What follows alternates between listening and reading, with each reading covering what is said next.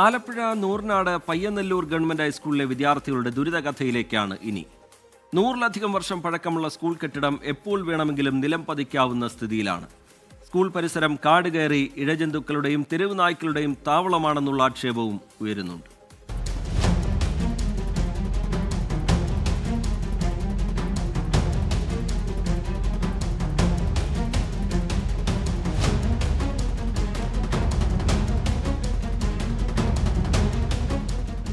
LP UP വിഭാഗങ്ങളിലും ഹൈസ്കൂളിലുമായി 176 കുട്ടികളും 16 ജീവനക്കാരുമുള്ള സ്കൂളാണ് നൂറിനാട് പയ്യന്നല്ലൂർ ഗവൺമെന്റ് HS.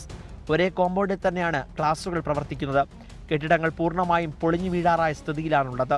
30-ലേറെ വർഷമായിട്ടും മേൽക്കൂരയില്ലാതെ പണിതീരാത്ത കെട്ടിടവും. പഞ്ചായത്ത് ഉപയോഗശൂന്യമെന്ന് കണ്ടെത്തിയ കെട്ടിടത്തിലാണ് office, computer lab, science lab, school society, library എന്നിവ പ്രവർത്തിക്കുന്നത്. ഈ ബിൽഡിംഗ് എനിക്ക് ഓർമ്മ ആയ കാലം തൊട്ട് ഇവിടെ ഉണ്ട്. പക്ഷേ ഇത് കാലാകാലങ്ങളായിട്ട് മെയിൻ്റനൻസ് ചെയ്യാതെ ഏത് രൂപത്തിൽ നോക്കിയാലും അപകടാവസ്ഥയിലാണ്. ഇപ്പോൾ കുട്ടികളെയൊക്കെ ഇവിടുന്ന് മാറ്റിയിരിക്കുകയാണ്. ഇത് ശരിക്കും പറഞ്ഞാൽ ഇപ്പൊ ലാബും മറ്റ് കാര്യങ്ങളും ഓഫീസും എല്ലാം ഇവിടെയാണ് പ്രവർത്തിച്ചുകൊണ്ടിരുന്നത്. അപകട സാധ്യത മുന്നിൽ കണ്ട് കുട്ടികളെ ഡൈനിങ് ഹാളിൽ ഇരുത്തിയാണ് പഠിപ്പിക്കുന്നതെന്ന ആക്ഷേപവും ഉയരുന്നുണ്ട്. കെട്ടിടത്തിന് ദുരവസ്ഥ മാത്രം കൊണ്ട് തീരുന്നില്ല.